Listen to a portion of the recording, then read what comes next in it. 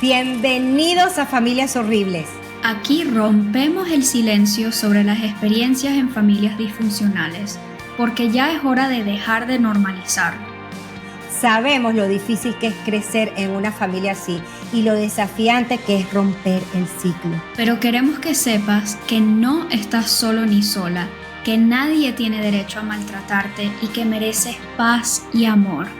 Junto con invitados y profesionales, exploramos la realidad detrás de las puertas de estas familias y compartimos información sobre cómo pasar de sobrevivir a vivir. Antes de empezar, les recordamos que nos sigan, pongan like, comenten, compartan. Aunque parece simple, esto nos ayuda a ampliar nuestro alcance, porque nunca sabemos quién necesita nuestro mensaje. Buenas a todos, bienvenidos a un episodio más de Familias Horribles. Yo soy Alicia. Y yo, Ariana, y hoy estamos muy emocionadas porque estamos aquí con Alicia Durán por segunda vez a petición de ustedes. Alicia es psicoterapeuta informada en trauma y nutrióloga informada en trastornos de la alimentación. Bienvenida, Alicia, muchísimas gracias por estar aquí con nosotras para esta parte 2 de este tema tan importante. Hola, muchas gracias nuevamente por la invitación. Yo encantada de volver a estar aquí en este espacio, que la verdad es que la primera vez fue muy grato para mí el poder compartir todos estos sentipensares y que tantas personas hayamos como resonado y conectado, ¿no? Creo que es muy importante seguir hablando de la relación con el cuerpo, que no se quede ahí nada más. Porque en cuestiones pues del trauma pues sabemos que el reconectar con el cuerpo también pues es un trabajo que se tiene que tocar, ¿no? Que se tiene que visibilizar. Sí, y hubo una respuesta bastante contundente. Hoy vamos a hablar sobre la alimentación intuitiva y confianza corporal tras el trauma narcisista. Imagínense qué importante esto. Claro. Muchísimas personas compartieron sus inquietudes relacionadas con este tema por haber crecido en una familia narcisista, y por eso les estamos ofreciendo esta segunda parte para que tengan más información y más herramientas de parte de Alicia, que es una experta en esto y además con un corazón enorme. Así que bueno, vamos a empezar. Por aquí tú comentabas un poquito desde tu experiencia personal, tú nos cuentas lo que tú quieras, que crecer en un ambiente, como tú habías contado en la primera parte, de acumulación, que en inglés se dice hoarding, desorden, control constante, te llevó a una desconexión profunda con tu cuerpo y una relación llena de culpa con la comida. ¿Qué nos puedes contar sobre eso? ¿Cómo ocurre eso? ¿Qué pasa allí? Sí. Creo que es importante el que nombremos que parte del abuso narcisista implica justamente el generar disonancias cognitivas, es decir, que todo el tiempo dudemos de nosotros mismos. Y esto no solo ocurre a nivel psique, a nivel emocional, también ocurre a nivel corporal. O sea, esa disonancia de no saber atender a nuestras propias necesidades muchas veces viene como de estas narrativas que nos infundan de es que tú deberías de verte así, es que tú deberías de comer esto, es que tú deberías de portarte de esta manera. O sea, como al final la personalidad narcisista nos ve como extremidades de sí mismos, ¿sí? Eso nos lleva a que nuestras necesidades, incluso fisiológicas, pasan a segundo plano. Total. O sea, no son tan importantes, no son tan visibles. ¿Por qué? Porque entonces yo soy siempre lo que se supone que debería de ser. Incluso ocurre con la enfermedad, ¿no? Si yo me siento mal y, mamá, es que me siento mal. Ay, no es cierto, estás exagerando, estás llamando la atención, ¿no? Y entonces uno empieza a decir, pues sí, tal vez no me duele tanto, tal vez estoy exagerando. tal vez sí estoy queriendo llamar la atención, ¿no? Cuando la realidad es que no, o sea, tu cuerpo está manifestando señales auténticas y reales de que hay algo que está sucediendo, ya sea desde a nivel emocional o fisiológicamente, ¿no? Entonces, al crecer en entornos en donde hay mucha negligencia, porque esa es la palabra, o sea, hay una negligencia en nuestras necesidades básicas, es muy común que la interacción que tenemos con nuestros alimentos tienda a ser muy desordenada, en el sentido de que nunca hubo como esta integración familiar en el acto de la alimentación, porque muchas veces puede haber, por ejemplo, en mi caso pasaba, que los fines de semana, cuando se reunía toda la familia, pues ahí sí se preparaba como, incluso yo le llamaba comida de casa, ¿no? O sea, el fin de Mm, semana, comida de casa, porque entre semana era come lo que tú puedas y lo que tú encuentres, ¿no? wow.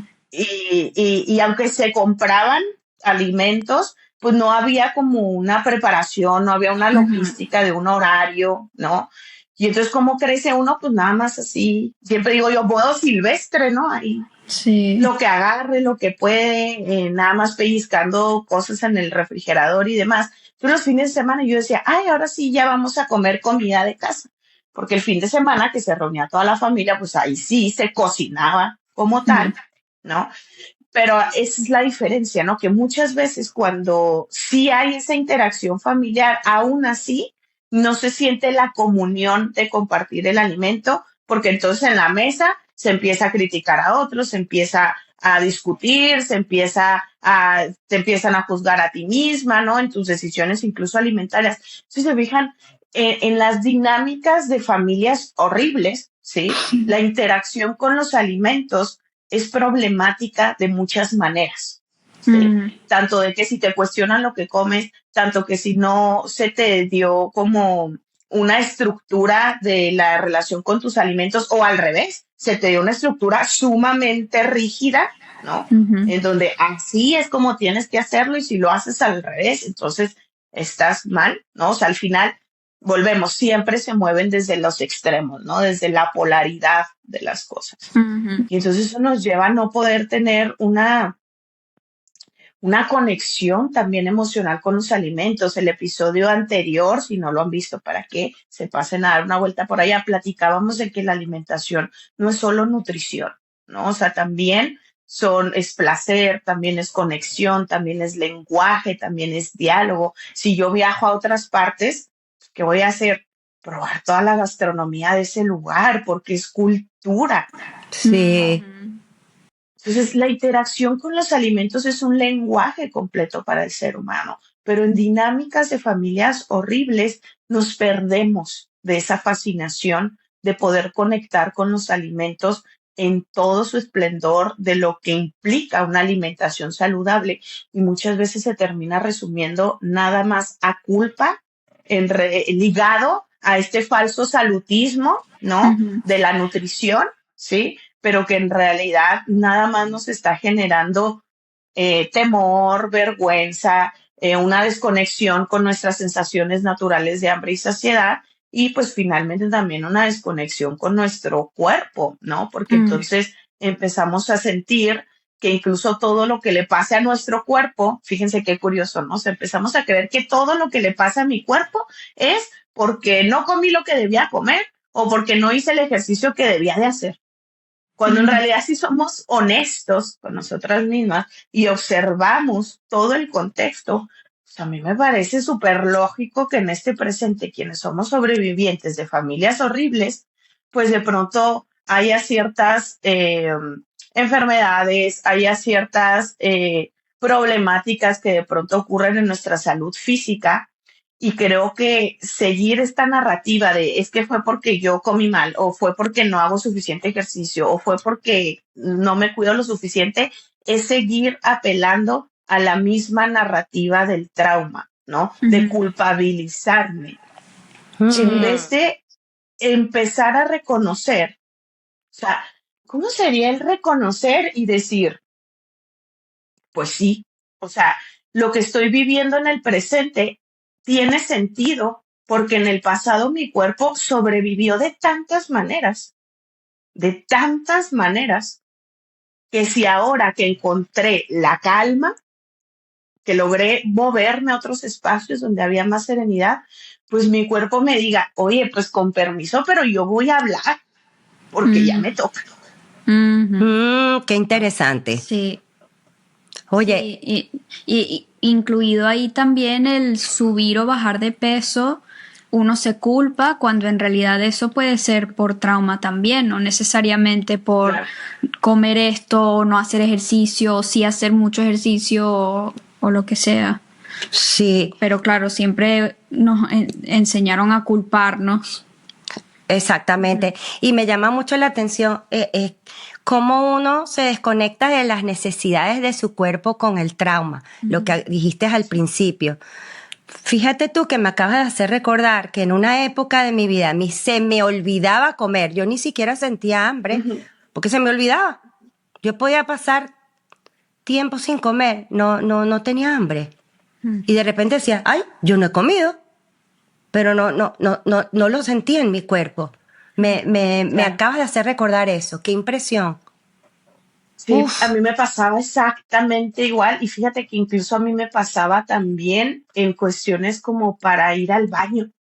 O ah, sea, Mm, yo no me daba cuenta de que tenía muchas ganas de hacer pipí. O sea, ya hasta que mi vejiga estaba por explotar, que literalmente ya me dolía todo, ya hasta me dolía la cabeza, yo decía, ay, no he ido al baño, ¿no? Porque justo, o sea, aprendemos a no prestar atención a nuestras necesidades físicas porque desde muy temprana edad nos dicen, no, tú estás mal, no, es que tú estás exagerado, no, es que ese es un berrinche. No, es que estás nada más inventando. Y entonces uno como infancia absorbe esa información porque los cuidadores principales pues, son como dioses para nosotros en esa etapa de nuestro desarrollo. Y entonces decimos, pues no, lo que dicen ellos es lo que tiene que ser, entonces yo estoy mal. sí. Entonces yo aprendo a ir desplazando poco a poco a mi cuerpo. Pero sí, incluso este tipo, o sea, incluso yo recuerdo que yo el volver como a reconocer mis necesidades inicialmente era muy cansado porque era como, "Ay, tengo que ir al baño, ay, tengo que comer, ay, ya me dio hambre otra vez, ay, me tengo que dormir, ay, porque literalmente es ahora uno como adulto aprender a cuidarse como un bebé desde el principio, desde cero. Es salir de una familia horrible, yo creo que es un nuevo nacimiento, ¿no? O mm, sea, Sí. volvemos a nacer y entonces empezar Ay, desde sí. cero con todo y ahí implica también el cómo acompañamos y asistimos las necesidades de nuestro cuerpo, Ahí estoy porque yo. es tal cual como un bebé. Sí, sí, sí, sí. tal cual. Ahí estoy yo. Y qué cosa tan extraña y no es nada fácil. No, No. para No es nada. nada fácil escuchar tu cuerpo por primera vez. Uy, porque después de tanto tiempo sin tener esa relación, esa conexión con tu cuerpo, porque estás tan ocupado en sobrevivir, es, es hasta ruidoso.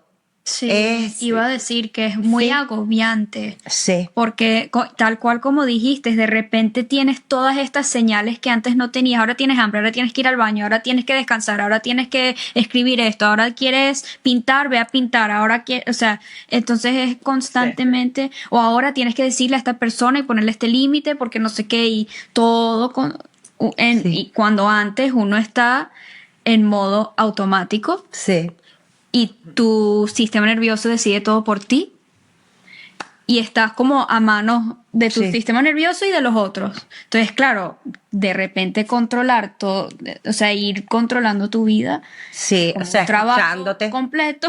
Sí, sí, sí, sí, de verdad que sí. Sí. sí. Y bueno, Y creo que ahí es importante, sí, iba a mencionar eso que tú decías, Ari, creo que el aceptar, el tener una aceptación radical a la incomodidad de habitar tu piel nuevamente, me parece indispensable en el proceso de recuperación, ¿no? O Mm, sea, la incomodidad valga la redundancia, es súper incómoda, ¿no? Pero también es necesaria porque es la que nos ayuda a sentirnos, ¿no? O sea, si yo me Sí. siento en un lugar, en una silla que está toda incómoda, toda dura, que me lastima, ¿no?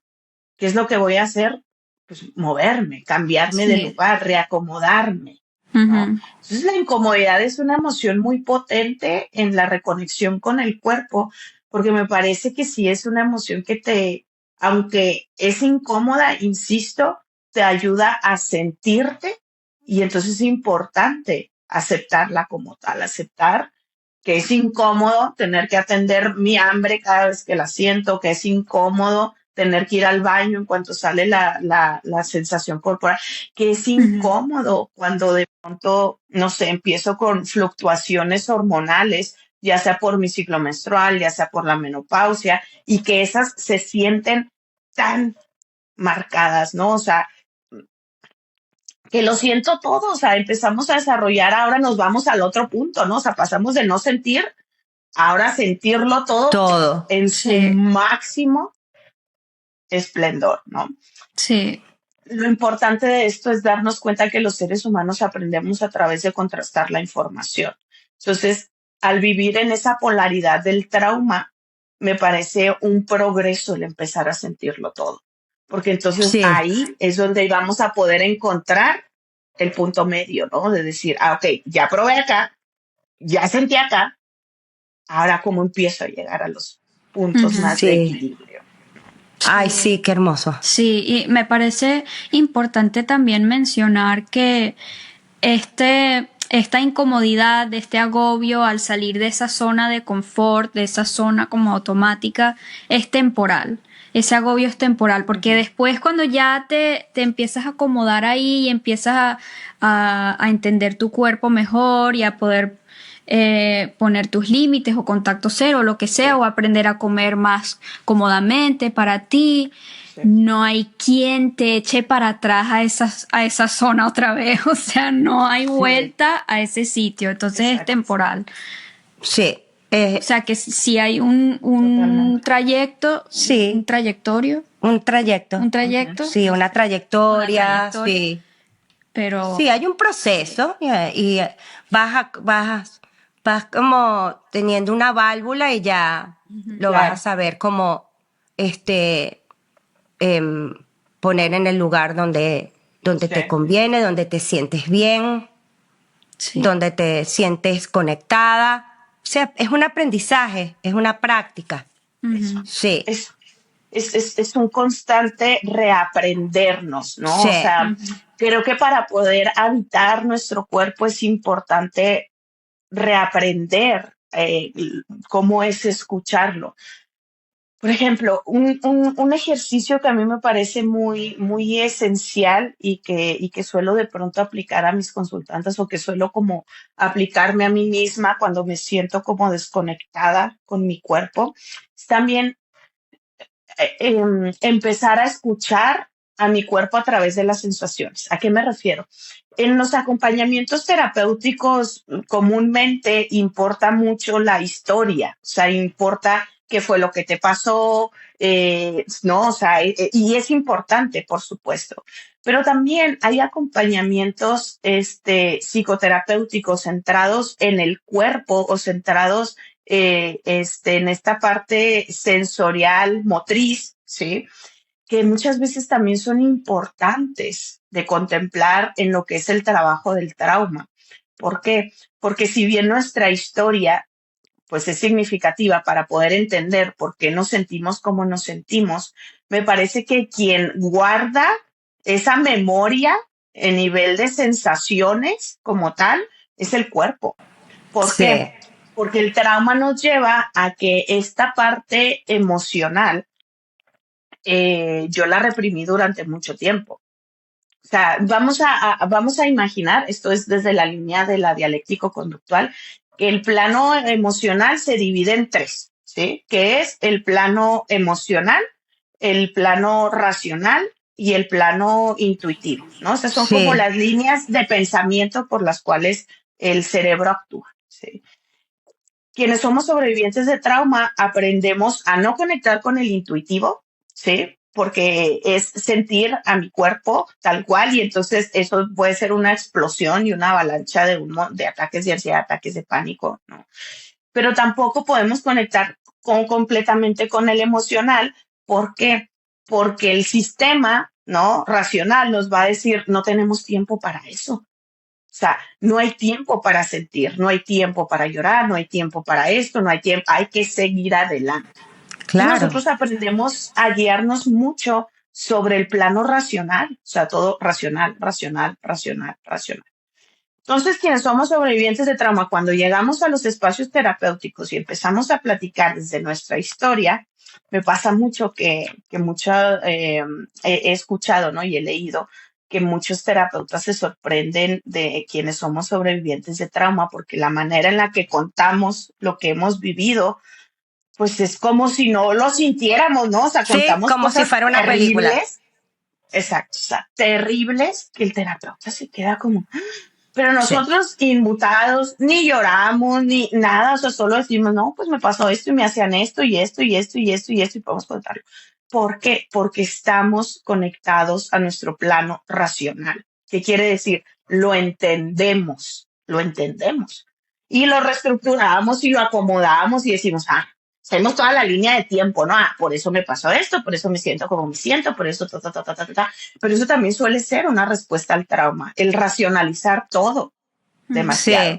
Sí, sí, Y entonces ahí es donde entra este punto de conectar también con la parte somática, ¿no? Porque es ahí muy es donde sí está importante. la información, ahí es donde está esa información Sí, almacenada. Y para volver a centrarnos a las emociones, pues es importante pasar por este proceso intuitivo de reconocer las sensaciones que manifiesta nuestro cuerpo, o sea, darle nombre a las sensaciones, no solo a la historia de lo que yo recuerdo o de mis memorias del pasado, sino también a lo que en este presente puede sentir mi cuerpo.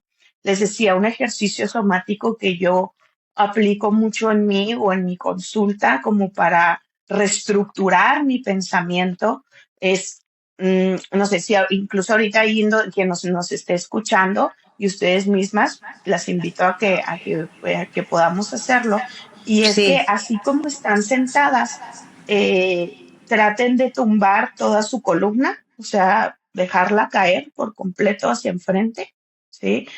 Soltarla, ¿no? O sea, dejar todo el peso hacia enfrente y que la columna literalmente se desmorone, que sus brazos se queden abajo, ¿no? Junto con su columna, como si ustedes soltaran todo el torso por completo, ¿no?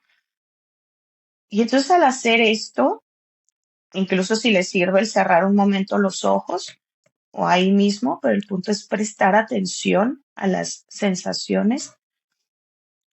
¿Cómo se siente, por ejemplo, mi respiración desde ahí? ¿Se siente más difícil? ¿Se siente más pesada? ¿Cómo se sienten mis brazos? ¿Qué tanta movilidad me da? ¿Me dan ganas de poderlos levantar o estirar? ¿O se sienten demasiado ligeros? ¿O se sienten demasiado pesados para poderlos mover? ¿Cómo se siente mi columna, mi estómago, incluso mi rostro? ¿Qué sensaciones puedo notar ahí? ¿Qué emociones pueden tener esas sensaciones? Incomodidad, tristeza, angustia, desesperanza, enojo. No sé, ¿qué emociones pudieran estar ante este derrotamiento, por así decirlo, corporal, de soltar nuestro cuerpo y dejarlo que se derrumbe tal cual? Ahí es donde hay memoria, ahí es donde hay recuerdos. Ahora vamos a cambiar la postura. Vamos ahora a enderezarnos, ¿sí?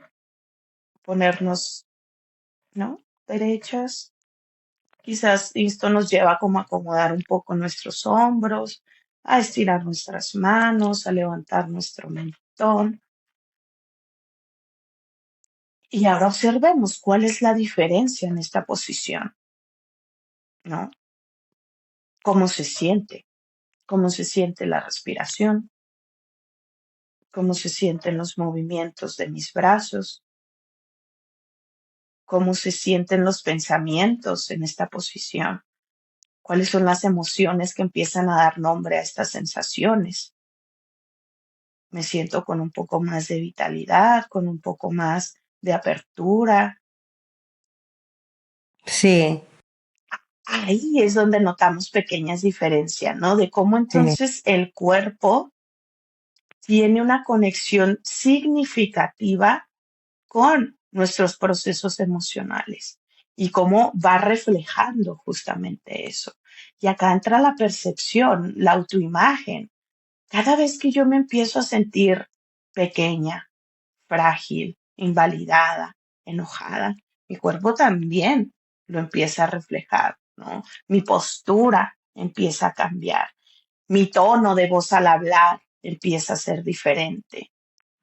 Entonces, ahí nuestro cuerpo está constantemente enviándonos información respecto a nuestras emociones. Entonces, aunque incluso yo a veces todavía me cueste el sentir, sentir mis emociones, cuando conecto con las sensaciones de mi cuerpo, ahí es donde las encuentro. Ahí es donde puedo empezarlas a encontrar nuevamente.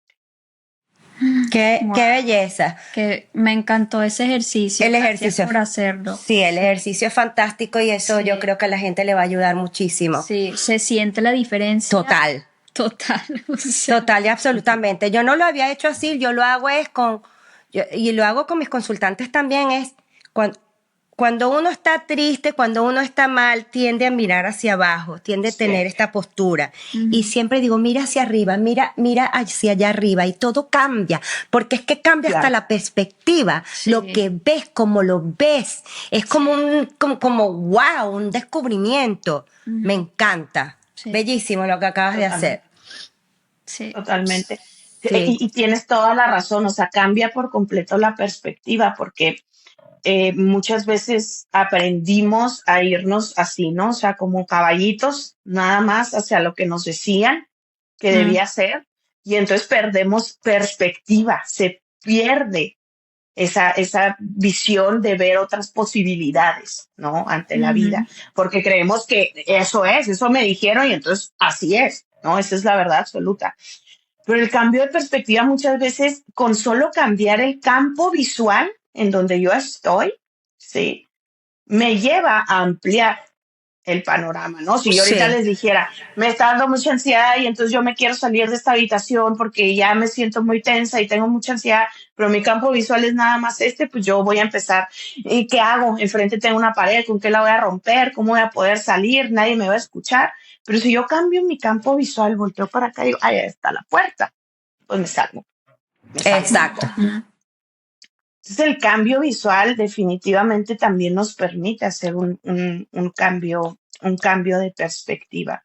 Sí, y ves más posibilidades y más opciones, Exacto. no Sí. solo un punto. Sí, y capaz también las personas que tienes a tu alrededor que te quieren ayudar, que están intentando ayudarte, pero no las podías ver antes, o sea, no podías Claro. aceptar esa ayuda todavía. Sí, Y eso que dices, Ariana, es muy poderoso porque creo que es un recurso muy necesario para quienes acompañan a personas sobrevivientes de trauma, ¿sí? O Sí. sea, total. el saber que si la persona ya está en un momento de crisis, de ansiedad, en donde le cuesta mucho ver más allá, invítala a moverse del lugar.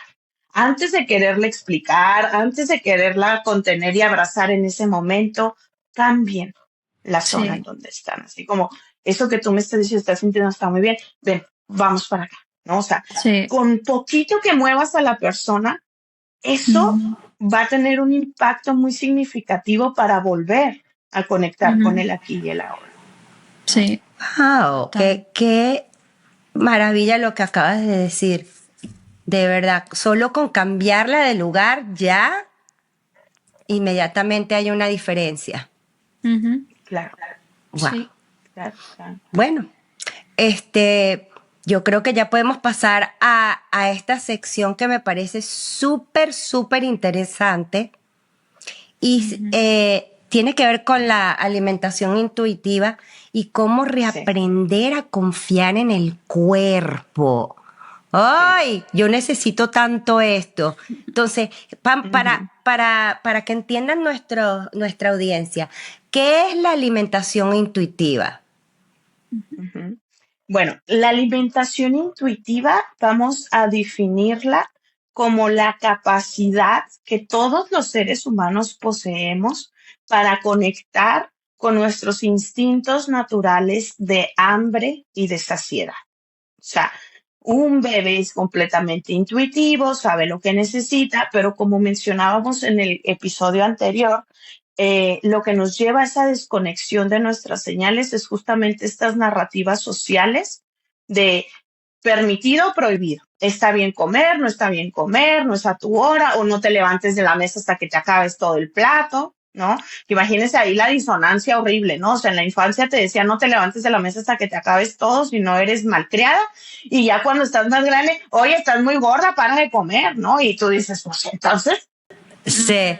entonces, ¿hacia dónde me hago, no? Entonces, esas desconexiones surgen a raíz de no tener eh, una conexión justamente con esta parte intuitiva de nuestro cuerpo. Ahora, como tal, hay 10 principios básicos para poder como gestionar una alimentación intuitiva que me gustaría que pudiéramos como Sí, mencionarlos en este episodio, ¿no? Ujú, sí. Eh, pero antes de pasar a eso, creo que también es importante definir qué es en sí la conciencia corporal, ujú, ¿no? Ay, sí. Porque si bien hay una parte psique, pues también hay una parte soma, ¿no? Entonces, la conciencia corporal vamos a definirla como la capacidad para reconocer las señales sutiles del cuerpo y la forma en la que mi cuerpo va respondiendo a estas, ¿no? O sea, es como un fenómeno inseparable de la autoconciencia de uno mismo. ¿Qué quiere decir esto? Que la conciencia corporal es necesaria en la recuperación del trauma. ¿Por qué? Porque eso es lo que me lleva a reconocerme en todos los sentidos, ¿sí?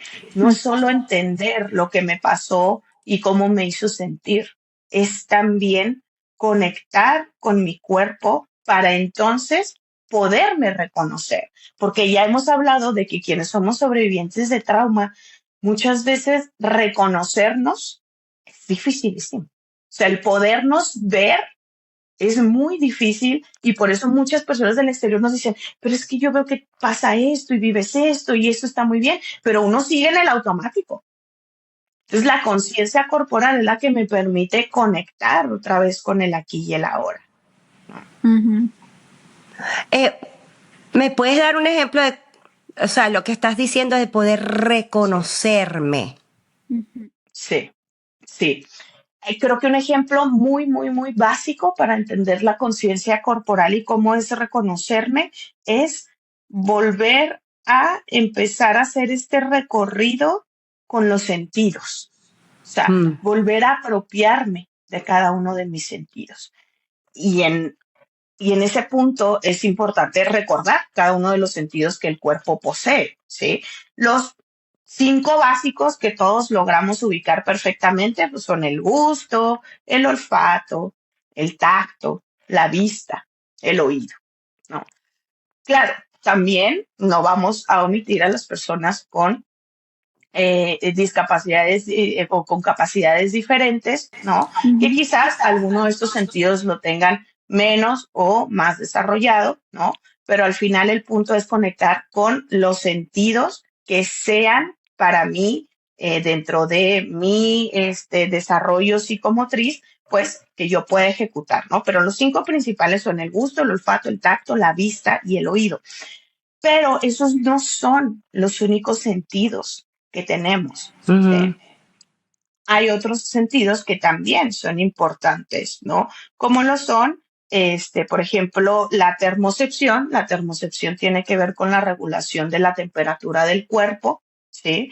La nociocepción, que tiene que ver con la sensación de los dolores, ¿sí? O sea, son las neuronas que responden a los estímulos que pueden provocar daño en los tejidos, ¿sí? Y el equilibrio, que es este sentido que nos permite como saber si estamos subiendo o bajando, si vamos hacia adelante o hacia atrás, o si estamos dando vueltas, ¿ok? En el trauma, es muy común que este tipo de sensaciones como la termocepción, la nociocepción, incluso a veces hasta el equilibrio, suelan como difuminarse un poco por lo mismo de la disonancia cognitiva que ya veníamos platicando, ¿no? O sea, es que a ti no te pasa nada, es que tú estás tonto, es que nada que ver. O sea, incluso sensaciones como tengo frío, tengo calor, dejamos de percibirlas porque quizás en la narrativa de la infancia era no, no te quites el suéter, no te lo puedes quitar y tú así que es que me estoy muriendo de calor. No, no es cierto, no es cierto. O ay, es que tengo, no, así estás bien, ¿no? Entonces empezamos a no prestar atención a esas sensaciones. Ahora, esas son como tal sentidos que logramos, que el cuerpo naturalmente percibe, pero también hay sentidos que están más relacionados a la manera en la que nuestro cerebro entiende el lenguaje de nuestro cuerpo. ¿Cuáles son esos? Uno es la interocepción. Sí, La interocepción es esta capacidad, ¿no? De que la información que le llega al cerebro de lo que sucede dentro del organismo, es decir, lo que está pasando dentro de los órganos. Es como el sexto sentido, ¿no? Que yo le llamo parte como la intuición, o sea, Ujú. la tripa que sabe cosas, la sí. tripa que empieza a hablarnos, que nos empieza, esa es la interocepción. Y también está la propiocepción, Ujú. que es la información que le llega al cerebro de cómo es que está mi cuerpo por fuera. Que eso es lo que, por ejemplo, ahorita el ejercicio que hicimos es un ejercicio de propiocepción, ¿sí? O sea, volver a conectar con mis sensaciones físicas para llevarlas también a la conciencia emocional, ¿no? A través de posturas, ¿no? Por ejemplo, no es lo mismo el estar todo el tiempo con la cara así enojado, pues eso me va a llevar a sentir emociones displacenteras, a que si Totalmente. de pronto yo empiezo a estar mirando hacia arriba, sonriendo, cambia el lenguaje también emocional, ¿no? Entonces, eso es la propiocepción. Entonces, eh, volviendo a esta parte de conocer cuál es como la conciencia corporal y cuáles son estos sentidos, eso nos llevaría a que es importante trabajar como con estas disociaciones corporales que quienes somos sobrevivientes de trauma solemos tener, ¿no? O sea, porque al final esto impacta sí o sí en la relación corporal, ¿sí? Y en la relación alimentaria. Desconectamos nuestras sensaciones físicas como una forma de protección y esta desconexión también se puede manifestar a través de trastornos de la conducta alimentaria, tales como se me olvida comer y entonces no como y sin menos me di cuenta yo ya estoy en una anorexia, ¿no? O como y luego vomito al sentirme demasiado llena y entonces ahí ya también llegué a una bulimia o como sin poder parar, ¿no? Y entonces ahí también ya llegué a un trastorno por atracón. Pero o sea, es importante que reconozcamos que los trastornos de la conducta alimentaria en el trauma complejo no son en sí el problema de raíz, sino que muchas veces incluso yo les digo, son el salvavidas, Sí. Sí. son ¿Cuál el podría ser salvavidas. un problema del raíz? Ujú. Un problema de raíz, yo creo que ya estaríamos hablando más justamente del trauma, o sea, del Ujú. trauma como tal. O sea, el trauma y el estado de supervivencia, el estar todo el tiempo en este sistema nervioso simpático con la amígdala inflamada, que está todo el tiempo en la Sí. supervivencia y a la defensiva, eso es la raíz. Sí. Entonces, yo no puedo trabajar mi relación con el alimento si primero no observo esta otra interacción, Ujú. porque la interacción con el alimento está siendo el soporte emocional. Si yo Ujú. trato de quitarme esto, todo me va a explotar, Ujú. ¿no? Entonces es más bien cómo empiezo yo a habitarme para desde ese habitarme tener una relación más compasiva con la interacción con mis alimentos. Y entonces ahí podríamos pasar a lo que les decía, ¿no? Que hay Sí, 10 principios en la alimentación eso. intuitiva que sería importante como retomar. Y uno, y el más importante, que sería el principal, sería rechazar la mentalidad de dieta. ¿Y qué significa rechazar la mentalidad de dieta? Pues es justamente el yo entender que mi interacción con los alimentos no es una falta de voluntad, no es que no le echo ganas, no es que me falta, no es que yo no tengo disciplina, no, no, ese es un pensamiento propio de la cultura de dieta, que lo único que hace es fomentarnos más culpa, más vergüenza, más autoexigencia, y la autoexigencia siempre me va a conducir ¿a dónde? A insatisfacción e insuficiencia. Y cuando yo llego a la insatisfacción y a la insuficiencia, ¿qué voy a querer hacer? Exigirme más. Entonces, ahí está la trampa, ¿no? O sea, la autoexigencia en el trauma es algo muy importante de observar en nuestro sistema de pensamiento, porque es una trampa propia de este sistema Y del es trauma, constante. ¿no? Es constante. Exactamente. Ahora yo siempre les digo, juguemos a los opuestos. Si autoexigirme me lleva a sentirme insuficiente y sentirme insuficiente me lleva a quererme seguir exigiendo y entonces ya me atoré en un círculo en donde no encuentro cómo salir de ahí, ¿qué es lo opuesto a la autoexigencia? ¿No? ¿Qué sería lo opuesto al estarme exigiendo constantemente?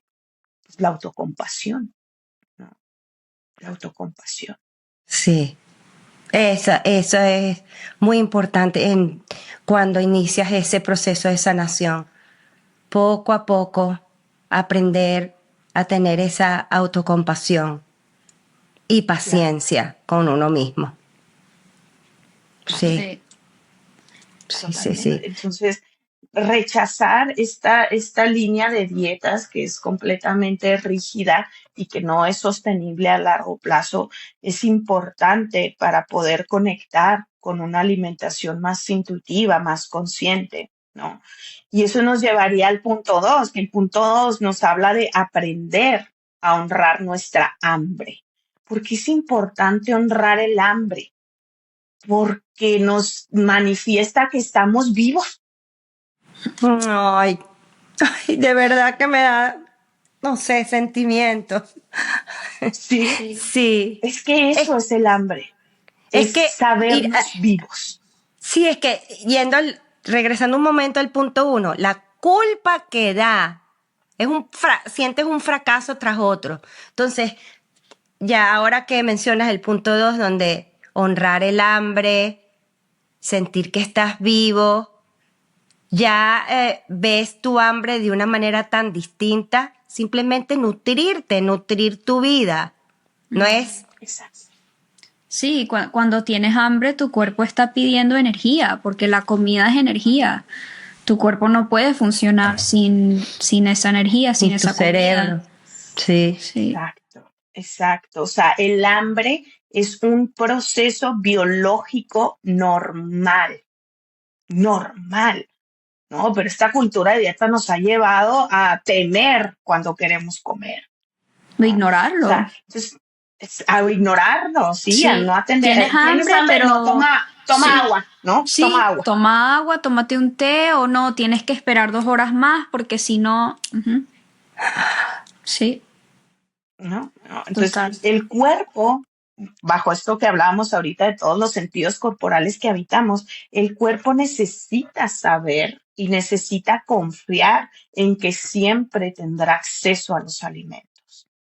Ujú. La cultura Mm. de dieta, como está ligada a la restricción, eso nos va a mantener dentro de la línea del trauma. ¿Por qué? Porque sigue habiendo rigidez, no hay conexión con lo que yo necesito en realidad, sino hay condicionamientos, adoctrinamientos, que sigue siendo lo mismo que yo ya viví en mis experiencias traumáticas. Entonces, yo necesito una nutrióloga que me esté diciendo qué, cuánto, cómo y dónde comer. No, porque eso es seguir Ujú. apelando nuevamente a esta narrativa de control y de sobreexigencia. Y como lo que yo necesito es autocompasión, ¿sí?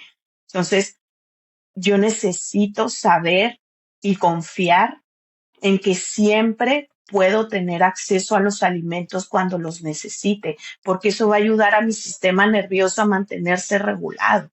Por el contrario, si yo lo hago pasar hambre, el cuerpo se va a activar otra vez desde el sistema nervioso, ¿no? De supervivencia y va a decir no hay. Y eso produce como tal un factor de estrés. Ahora, Sí. ya hemos visto que existen procesos inflamatorios a nivel celular por factor de estrés. No estamos hablando de grasa corporal, no estamos hablando de procesos inflamatorios a nivel celular, ¿no? O sea, también la respuesta al trauma es a través de no poder conectar con estas sensaciones corporales. Entonces, el honrar nuestros procesos de hambre, ¿sí? Es muy importante para volver a conectar con nuestro cuerpo y con la interacción con los alimentos. Ahora, el punto 3, pues nos llevaría a hacer las paces con la comida, ¿no? El punto 3 nos habla de la importancia de hacer las paces en el sentido de la clasificación a los alimentos. Es decir, como ya habíamos hablado, los seres humanos no comemos nada más por nutrición. Es una parte importante de la alimentación, por supuesto, sí, pero no es la única razón por la cual nos alimentamos. Entonces, hacer las paces con la comida implica el reconocer que no hay alimentos buenos o malos, que no hay alimentos prohibidos o permitidos, ¿sí? Que todos los alimentos, incluso el peor que ustedes se puedan imaginar, forma parte de la alimentación. Si usted me dice, no, pero ¿qué tal que la Coca-Cola? La Coca-Cola hace mucho daño porque tiene mucho azúcar y yo te diría, depende. ¿Por qué depende? Porque si tú me pones a una persona que trabaja una jornada de 12 horas en la obra, ¿no? O sea, en la construcción, ¿sí? Y que está de sol a sol trabajando, levantando cosas muy pesadas, ¿no? Y luego de pronto se toma su botella de refresco, ¿sí? Eh, ¿Qué le va a hacer mejor en ese momento a esa persona? ¿Tomar nada más el agua o tomarse el refresco? Yo te diría que el refresco. ¿Por qué? Porque la cantidad de azúcar que tiene le va a dar energía y no solo le va a dar hidratación, sino que también le va a ayudar a sentirse como con ese jalón, con ese punch de energía del azúcar y a continuar con su labor. Eso es como tal un alimento, no podemos nada más etiquetarlo como malo o como prohibido. Lo que siempre nos va a llevar a una disfunción son los excesos, de lo que sea, de lo que sea, ¿sí? Pero no es en sí el alimento, ¿sí? Sino es la cantidad, la frecuencia. Ahora, ¿cómo sé? ¿Cómo sé si ya me estoy, no sé, pasando, ¿no? Que dijeron, bueno, pero ¿qué tal si yo ya entonces me estoy pasando y nada más estoy tomando refresco? Pues yo te diría, es que tú pones tus propias líneas de medición. O sea, eso no es algo que te lo puedan decir desde afuera. Es cuáles son las señales que tu cuerpo te manifiesta. Si, por ejemplo, el estar tomando todo el tiempo refresco te lleva a que te sientes de pronto a veces hasta más fatigado o que te cuesta el descansar o que te sientes inflamado, bueno, pues entonces esa ya es una señal de tu cuerpo de que quizás todo el tiempo el refresco pues no está siendo la mejor opción para tu sistema, ¿no? Y entonces yo ya lo puedo alternar, bueno, pues también tomo agua y de vez en cuando también me tomo el refresco y no pasa nada, ¿no? Sí. Y así con todos los grupos de alimentos. O sea, los alimentos al final, todos tienen nutrientes, todos, el que me pongas. Por eso se llama alimento. Si no tuviera nutrientes, no se podría llamar alimento, ¿no? Sería cartón, sería tierra, sería piel, ¿no? Sí. Tienen nutrientes. Ahora, claro, hay otros que por supuesto que van a tener mejor calidad nutrimental y que es importante contemplarlos en cuestión de nuestros recursos y de nuestras necesidades, porque también ya hemos hablado de que la alimentación no es nada más una decisión personal, sino que también es sistemática. Depende de mi acceso a recursos, de mi economía, de mi espacio geográfico, de mi tiempo para cocinar, de mis horas libres, de mi descanso. O sea, influyen muchas cosas en la interacción con el alimento, ¿no? Pero en Sí, base a mi historia de vida, a mis pautas de medición, ¿cómo lo voy sintiendo yo, mi interacción? Por ejemplo, yo Ujú. ahora que también viajé, el estar comiendo delicioso fuera, ¿no? Estuvo riquísimo, me la pasé muy padre, pero la verdad es que cuando ya regresé, pues ya traía mucha inflamación y ya era mi cuerpo diciéndome así como, ya vamos a comer algo más tranquilo, más de casita, más, ¿no? Entonces, Sí. sí. eso forma parte de la alimentación intuitiva, el Ajá. reconocer los alimentos sin tenerlos que categorizar como buenos y malos, sino como todos forman parte de mi interacción alimentaria. Ok. Sí, sí, algo que me ayudó a mí mucho era para quitarle ese nombre de que algo es bueno o algo es malo y sentir esa culpa al comer lo que es malo, entre comillas. Yo lo nombro así un poco más como menos nutritivo y más nutritivo o medianamente nutritivo. O sea, para tampoco quitarle el que no, todos los alimentos están bien. Ujú, ujú, claro. Entonces eso me ayudó mucho y también, claro, al hacer eso, eh, cuando ya dices, ok, menos nutritivo, ok, me como la galleta, pero al principio, cuando me, por así decirlo, me dejaba comer esas cosas que antes nombraba malas, para hacerlo tranquila, para comer esas cosas en paz y disfrutar esas comidas, porque como tú dices, son alimentos, tienen otro significativo, o sea, eh, al principio puedes comer más de la cuenta, más de lo que tu cuerpo realmente te está pidiendo de esas cosas, porque como lo has restringido, Sí. y de repente tu cuerpo ya lo estás dejando, puedes empezar a comer más. Pero, claro, eso al principio te da miedo porque dices, uy, no, no puedo estar comiéndome la caja entera de galletas o la bolsa entera de papitas o lo que sea. Porque luego sientes esa inflamación, esa incomodidad y no quieres Claro. hacerlo. Pero al principio Ujú, lo haces por eso, por restringirlo. Y después, como que ya te sacias y ya logras ujú, comerte la galletita o las cotufas o el refresco y eso, y ya llega un punto que mientras te estás tomando el refresco, capaz llegas a la mitad y dices, ¿sabes qué? Mi cuerpo ya me dijo que fue suficiente, que con la mitad del refresco estoy saciada, estoy feliz, me encantó, o mi galletita o lo que sea, y ya no lo comes con esa ansia de "Oh, claro. por fin es viernes por la noche, me puedo comer la caja entera". No sé, como yo también noté Claro. mucho eso en mi proceso, por si acaso le pasa a alguien. Sí, y eso que mencionas, Ariana, se me hace súper importante porque nos lleva al siguiente punto, que el punto 4 de los 10 principios de la alimentación intuitiva, que el 4 es desafiar a la policía alimentaria, ¿no? Que es Mm. este juicio moral que se desarrolló en nuestra mente, que nos empieza a decir si soy buena, soy mala en relación a lo que comí, ¿no? Mm. Y justamente el desafiar esa policía alimentaria tiene que ver con lo que tú nombrabas, ¿no? O sea, de darme el permiso incondicional de Ujú. comerme lo que se me está antojando. En esa línea de tiempo, como tú bien nombras, sí es cierto, en la psicología de la alimentación le llamamos la luna de miel, ¿no? El efecto Ujú. luna de miel, Sí. ¿sí? Mm. Que es que en el momento en el que yo me empiezo a dar ese permiso incondicional de, bueno, si te antoja la galleta, vamos a comernos la galleta y ya está. O sea, no te la voy a Sí. prohibir, vamos a comernos las galletas.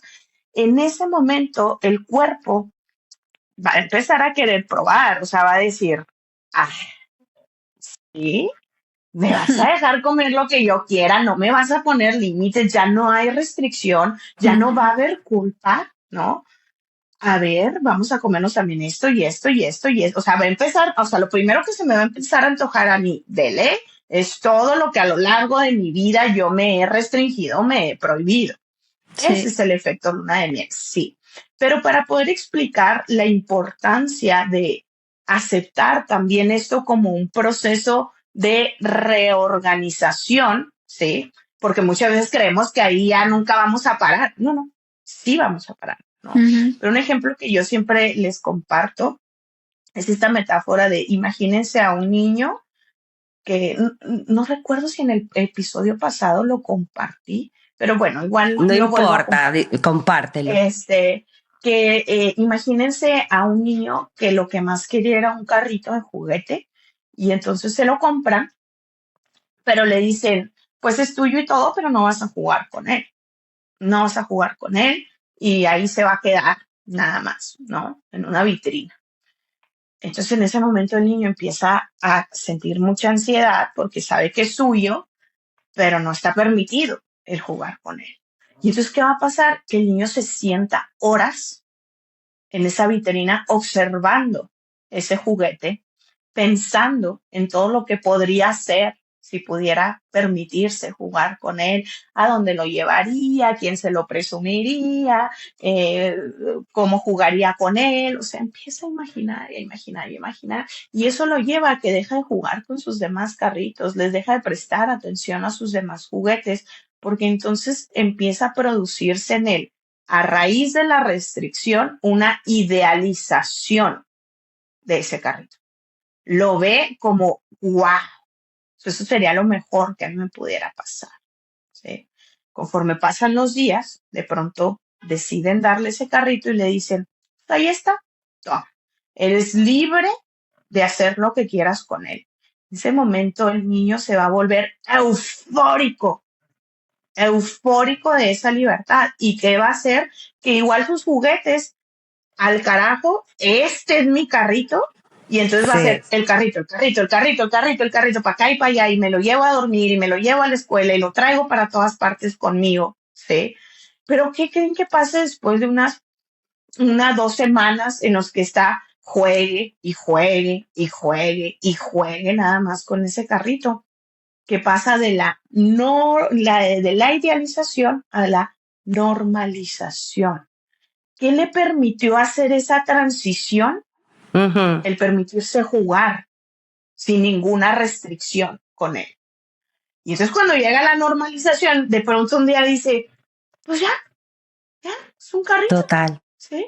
Lo Ujú. toma, lo pone con todos sus demás juguetes y entonces ahora sí empieza a jugar con todos a la vez. Ujú. Eso es lo que sucede con la alimentación. Necesitamos aprender a bajar la idealización de todas esas restricciones que nos impusimos a lo largo de nuestra vida por esas narrativas de la cultura de dieta o por estas dinámicas de control en el narcisismo, ¿no? Y empezar a darnos ese permiso incondicional, sabiendo que nuestro cuerpo tiene la capacidad de normalizar y equilibrar la ingesta. Qué maravilla saber Wow. eso. Eso va a ayudar muchísimo. Sí, sí, exactamente eso fue. Eso fue lo que me pasó así naturalmente, porque yo no sabía que eso se llamaba luna de miel, no tenía ni idea hasta Ujú. ahorita que me lo explicaste y así fue. Fíjate. ¿Sí? Tal Sí. cual, tal cual. Sí, y entonces ahí nos iríamos al punto 5 que nos lleva a reconocer tu saciedad, ¿no? O Ujú. sea, hablábamos de la importancia de Esa es honrar el otra. hambre, Ujú. pero después del paso 5 llegamos a reconocer la saciedad donde decimos, ay, pues yo antes me podía acabar todo esto y ahora siento que como que ya me llené. Ujú. Es que aprendes a estar en conexión con tu estómago. Tú Sí. sabes cuando ya estás saciado. Sí. Que no hace falta Ujú. llegar a la sensación de esa llenura que Sí. no puedes ni moverte, Sí. que es realmente desagradable. Ujú. Ujú. Llegas ahí y te empiezas a acostumbrar Sí. Ujú. Ujú. Sí. Claro.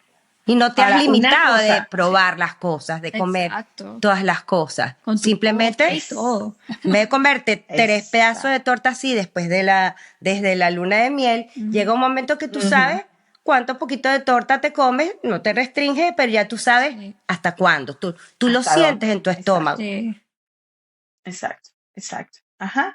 Tal cual, eso es reconocer la saciedad. Ahora, no es lo mismo reconocer la saciedad a reconocer la satisfacción, ¿sí? Ajá.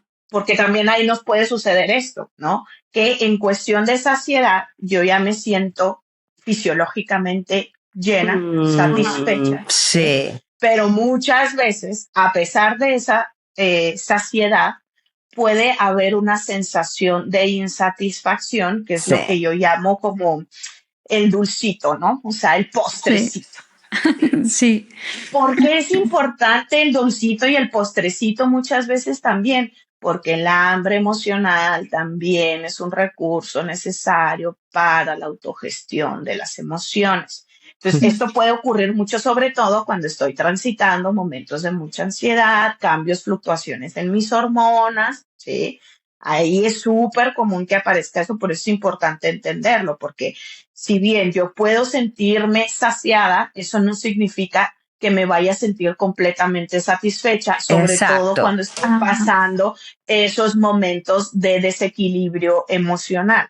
Y Mm. entonces aquí es donde aparece también el aprender en esos momentos a reconocer mi satisfacción, que es, Ujú. pues sí, ya me llené fisiológicamente, pero igual como que se me antoja una galletita o un dulcecito, un chocolatito, o sea, algo así, ¿no? Y Sí. muchas veces nos empezamos a sentir culpables por eso, porque es que Sí, ya estás llena, porque se te sigue total. antojando el chocolate, ¿no? Mm. Y podemos volver a caer en esa restricción, pero recordemos que la restricción nos va a llevar otra vez a la idealización del alimento y que cuando lo volvamos a comer, que inevitablemente va a pasar en algún momento, entonces la conexión ya va a ser más desconectada y voy a querer comer más de lo que en realidad podía necesitar. Entonces, la Sí. satisfacción lo que nos dice es que puede ser posible estar físicamente lleno, pero no completamente satisfechos. Mm, Si no estamos satisfechos, probablemente vamos a seguir buscando esa cosa que nos haga sentir satisfechos y contentos, que esto es el hambre emocional, ¿no? sí.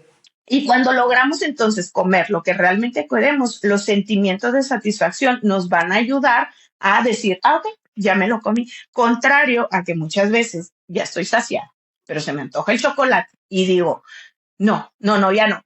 Cómete una gelatina mejor, es más sano. O cómete una fruta mejor, es más sano en vez del chocolate. ¿Qué va a pasar? Me comí la gelatina, sigo pensando en el chocolate. Me Sí. comí la manzana, sigo pensando en el chocolate. Me comí que la fruta o el yogur griego, que porque es más sano, sigo pensando en el chocolate.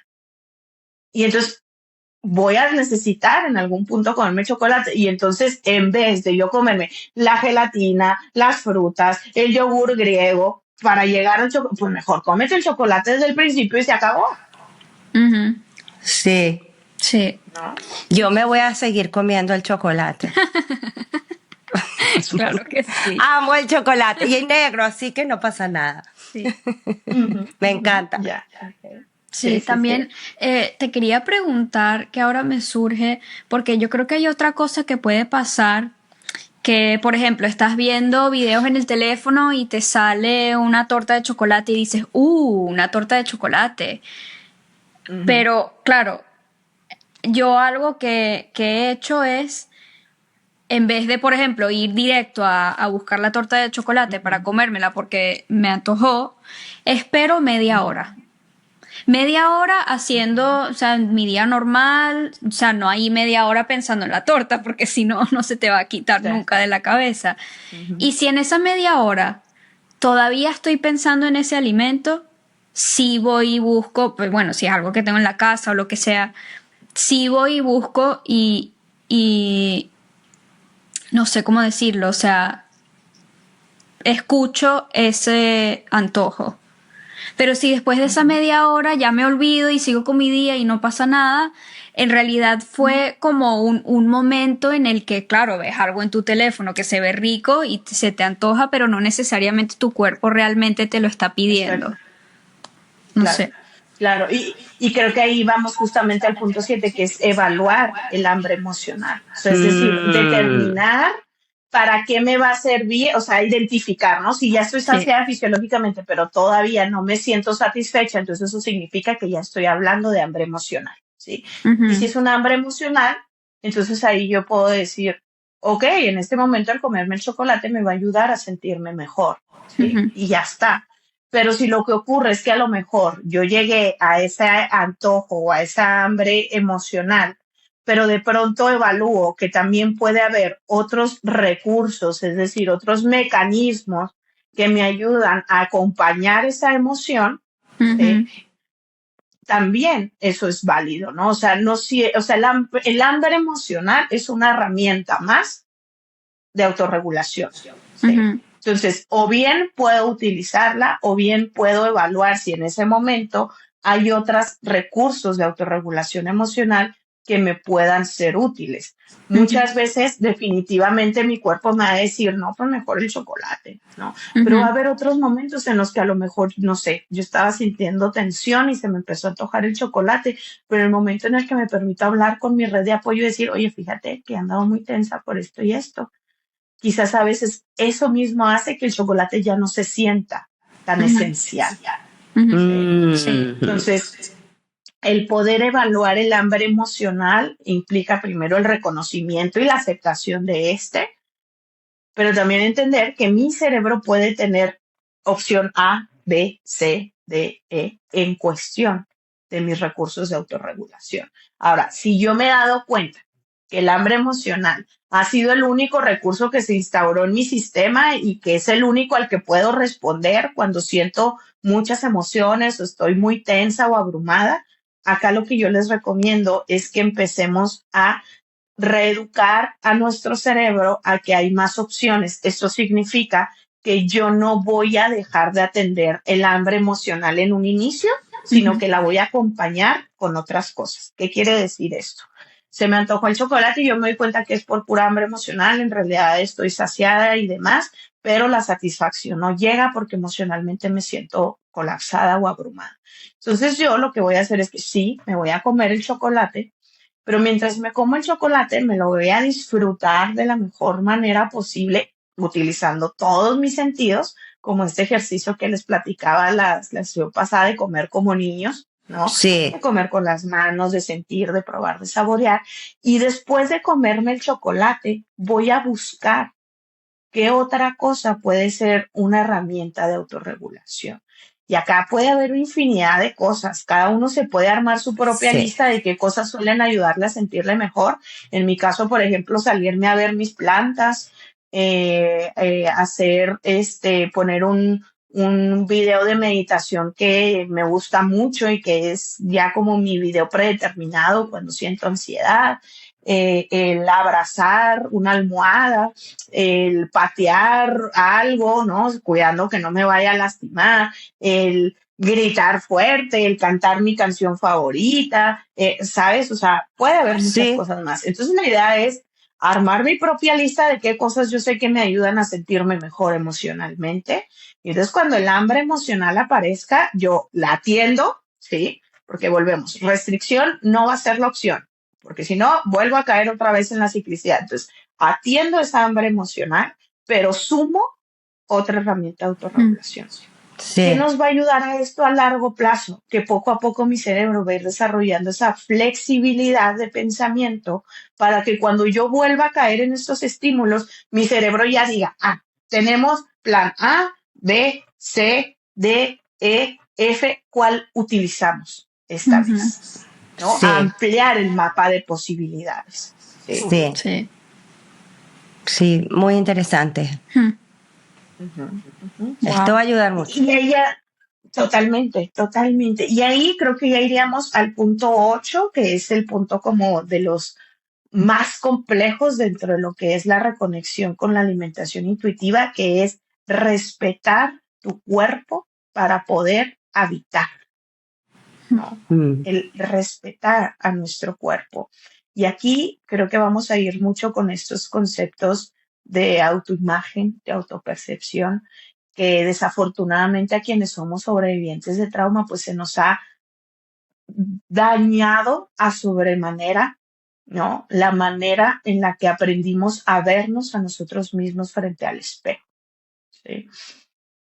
Y digo que este es uno de los procesos más complejos porque justo el volver a reconocerte a ti en tu piel es sumamente doloroso. ¿Y por qué es doloroso? No es doloroso el aceptar mi cuerpo, es doloroso reconocer la manera en la que me he habitado desde una narrativa que no me pertenecía, pero que aprendí a reproducir dentro de mi sistema. Entonces aquí es difícil porque por un lado podemos llegar a sentirnos culpables, ¿no? Es que ¿por qué me hablo así? ¿Por qué me trato así?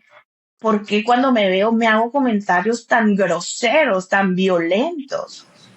¿No? Ay, ahí Pero estoy yo. justamente, sí, justamente es también poder aceptar que ese diálogo interno que se cultivó como maleza, como hiedra venenosa en nuestro campo de pensamiento, eh, era lo que conocíamos, era lo que conocíamos. O sea, no había otra manera de cómo pudiéramos hablarnos si eso fue lo que se nos enseñó. Pero la importancia de habitarnos es apelar a esa autocompasión, ¿no? Y poco a Sí, poco empezar a nombrarme a mí misma desde una narrativa diferente a ese, pues, autoodio que nos enseñaron a tenernos. es- mira, yo soy una persona bajita y de huesos bastante pequeñitos, pero siempre me vi gorda, la verdad. Siempre me vi gorda. Eh, pero ¿por qué? ¿De dónde sale eso? O sea, ¿por qué estas madres Sí. te hacen sentir eso? ¿Por qué se meten con tu cuerpo? ¿Por qué? Mi mamá me decía, ya yo lo he mencionado, pero me decía, sí, que tenía que meter la barriga, que caminaba así, que las rodillas huesudas, que cuidado y no engordes, o ve a hacer ejercicio, que tienes los muslos gordos. Y yo pesaba 42 kilos. Ujú. 42 kilos, o sea, yo era un palillo. ¿Por qué estas madres hacen eso? Claro. Y creo que aquí es importante recordar que el narcisismo por lo general suele introyectar hacia el exterior partes de sus propias carencias, ¿no? Mm. Y entonces un narcisista jamás te va a reconocer que él no se quiere, que él no se valora, que él que esta persona no se gusta, incluso muchas veces a sí misma, porque ya está muy cimentado el ego, ya está muy cimentada esta parte de no, yo estoy bien y los demás están mal. Y entonces eso significa que esa narrativa tiene que ser una ley absoluta. ¿Qué quiere decir esto? Que esas cosas que a lo mejor internamente llegan a experimentar, nunca las van a poder reconocer de sí mismos, pero que hacen, las introyectan hacia los demás, ¿no? Y entonces es, no, yo estoy bien, yo no sé por qué tú estás así, y yo no sé por qué tú te ves de esa manera, y yo no sé por qué tú haces las cosas, porque volvemos, como nos ven como extremidades de sí mismas, entonces quieren controlar, quieren ejercer poder sobre nosotros, y el derrumbar el autoestima es un recurso muy útil para poder tener un control total sobre la Sí, persona, porque entonces te hace sentir que tú no tienes una identidad y que tú dependes de lo que los demás te digan respecto a quién eres y respecto a cómo te ves. Entonces, quienes somos sobrevivientes de trauma complejo, crecimos sin autoestima.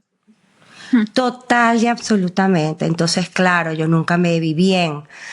Exacto. Pero ahora, cada vez que repites la palabra reconocerme, eso es algo que yo estoy viviendo actualmente porque ahora sí tengo un aumento o sea, un sobrepeso importante Ujú. y no me reconozco en el espejo y eso me está causando gravísimos problemas. Entonces, Sí. la verdad es que escuchando todo lo que tú estás compartiendo aquí, eh, sinceramente es muy útil. Me voy a ver mi claro. propio episodio 20 veces para, Sí, para apuntar las herramientas y empezar a practicarlas de verdad, Alicia. sí, sí, Porque, total. wow, qué daño nos hacen los padres narcisistas, las madres narcisistas, porque yo creo que son las madres las que producen Sí, El esta, tema del cuerpo. el tema del cuerpo, ¿cómo se dice? Bueno, Body dysmorphia en español, no sí, sé. sí, eh, creo que es El cuerpo, dismorfia corporal igual. dismorfia Sí, creo que corporal. sí. Bueno, sí, sí, yo sí, capaz sí es más probable las madres, pero yo creo que hay padres también que Sí, yo he oído de eso también. sí. Y ahí es importante sí nombrar esta perspectiva de género en razón a lo que es la violencia estética, ¿no? O sea, la sí, violencia estética se fundamenta bajo las premisas de la glorificación a la delgadez, la glorificación a la juventud, la glorificación a la feminidad, ¿no? Entonces, la violencia estética está situada y fundamentada principalmente hacia la opresión de los cuerpos femeninos, ¿sí? Eso hacia la sí, mujer. total. ¿No? Y entonces es por eso también que las madres narcisistas pues también se nutren de toda esta información que también ocurre en el sistema, ¿no? Porque sí es importante también decir que aunque quienes somos sobrevivientes de trauma complejo, pues esta despersonalización la vivimos en muchas dimensiones. La realidad social es que el 100%, y me atrevo a decir que el 100% de las mujeres, ¿sí? No se siente satisfecha en su apariencia física. Yo estoy ¿Y de por qué acuerdo el cien contigo. por ciento de las mujeres? Por la violencia estética que vivimos y que se sigue sosteniendo socialmente bajo estas narrativas de perfección o de alcanzar cierto ideal de belleza, Sí, ¿no? Ujú. sí. Entonces, aquí es donde entra mucho también los temas de lo que es la gordofobia, ¿no? Que es que Ay, esta violencia estética no nos permite el contemplar la diversidad corporal, el contemplar los cambios naturales que existen en el proceso de cambio del cuerpo. ¿Por qué? Porque pues vamos a envejecer, porque se nos van a caer las tetas, se nos van a caer las nalgas, porque vamos a tener arrugas, vamos a tener celulitis, vamos a tener marcas en la piel, o sea, y eso es un proceso natural. total. Sí. Y te digo, ya va. Eso todo, es que mira, comparto es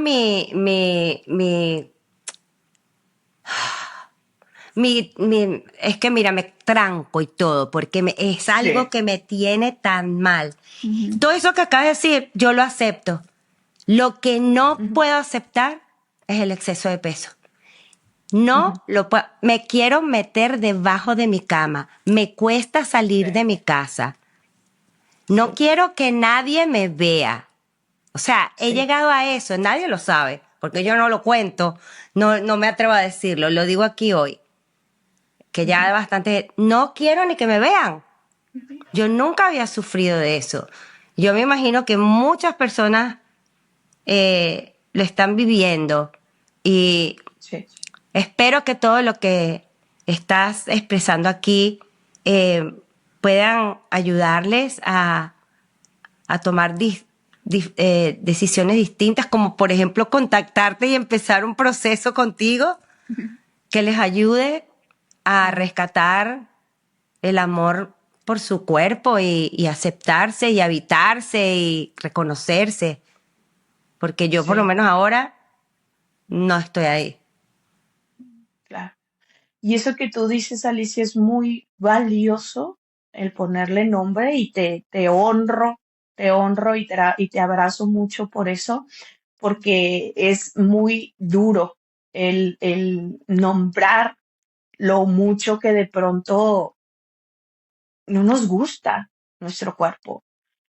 Pero yo creo que ponerle ese nombre, o sea, es necesario también para la sanación, el decir, no me gusta cómo me veo. Eso, porque fíjate, yo quiero aclarar algo que yo no sé si tenga sentido. Lo quiero aclarar por todos los que nos ven y nos están escuchando. Yo amo Ujú, mi cuerpo. ujú, Le estoy agradecida a mi cuerpo, cómo funciona, cómo me ha sostenido hasta hoy, cómo me ha protegido. porque el cuerpo es el campo de batalla en el trauma. Sí. Lo que no me gusta es el exceso de peso, es el peso. Pero no es que yo me Sí. odie, ni me odie mi cuerpo, es el peso, como me veo. Porque Sí. no me reconozco ni la cara, porque mi cara me ha cambiado también con el peso. Yo era muy delgada. Y tampoco es que pretendo llegar a la delgadez de antes porque tampoco era sana. Pero donde yo me reconozca, donde yo me pueda poner mi ropa, es que cada día no me puedo poner. Entonces, eso me ha causado, me ha causado un sufrimiento infinito, la verdad. Claro, claro. Y lo entiendo porque, como te digo, este tipo de narrativas sociales nos llevan todo el tiempo a, pues sí, o sea, no sentirnos completamente cómodas con nuestro cuerpo. Y la gordofobia es algo que se marca mucho. ¿Por qué? Porque la narrativa social siempre empuja a la idealización de la delgadez. O sea, la vemos por todas partes y de todas Sí, las maneras. O sea, en todos los sentidos está esa promoción a sí. a la delgadez, a un cuerpo estético, e incluso más bien estético tendiente a lo delgado, porque ya ni siquiera es delgado. O sea, en mi consulta hay diversidad de cuerpos, ¿no? De todos los tamaños, alturas y complexiones que se puedan imaginar, y todas tienen la misma sensación que tú me describes, De sin verdad, importar bueno, el peso que tengan, sin wow. importar el peso que tengan, sin importar el peso que tengan y el cuerpo que habiten, tienen la misma sensación corporal. Qué Sí, Que triste. y incluso tú muchas misma, veces, sí, y tú sí, misma sí, lo sí, sí, dijiste antes, hablando de ti hace años o que tú siempre has sido de hueso chiquito y no sé Pero qué, era, pero siempre te has sentido igual. claro, pero porque eso como que lo escuchabas en casa. Pero ahora sí es verdad que Pero tengo exceso de peso. Hoy en día sí ujú, tengo exceso de peso, eso sí es verdad. Mira, y lo que para tu punto, eh, yo fui a la gala ahorita de los premios, este domingo. ujú, Tu episodio va a salir este domingo que viene. El domingo anterior, sí, unos días antes, yo estaba regresándome de México, porque el viernes fue la gala. Buscando un sí, vestido para la gala. Todo es un cuerpo flaco como un pitillo. O sea, a mí me costó conseguir un vestido. sí, o sea, no nada Eso más, es muy, muy, no, muy terrible. no nada más las claro, fotos, sino los diseños también los Son para... hacen solo para personas flacas, como para Sí, personas con poco ujú, peso, con muy poco pocas peso. curvas, pocas curvas, porque yo incluso que capaz soy de una talla más pequeña, pero tengo pechos un poco más grandes, hay vestidos que es que ni siquiera, porque no, o sea, se me salen del vestido. sí, Sí, Entonces, pero es que yo no no, encontré o sea, vestido no hacen tampoco diseños para para todos los... cuerpos diversos. Sí, me costó para... Yo lloré, me dio un ataque lloradera 2 veces, pedí 400 vestidos, devolví todos, me quedé con el que ya verán en las fotos, que me quedó muy bonito, pero me costó porque no los hacen. Ujú. claro. Claro.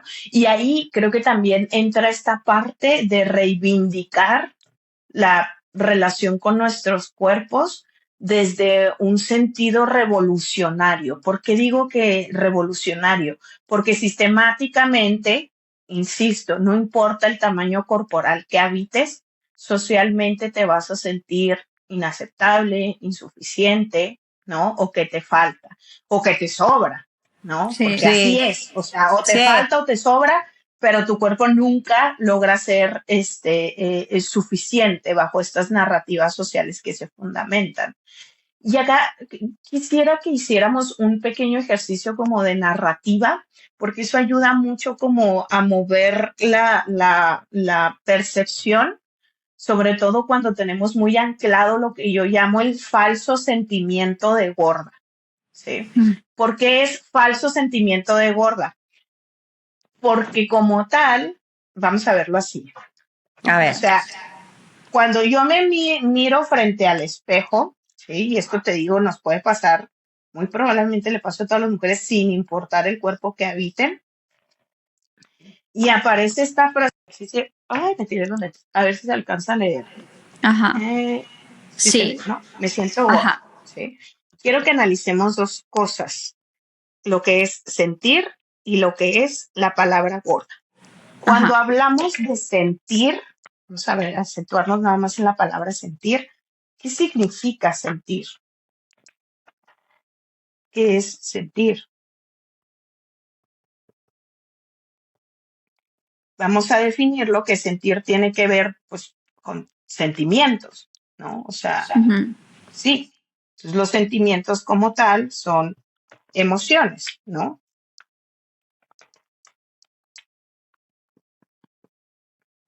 Ujú.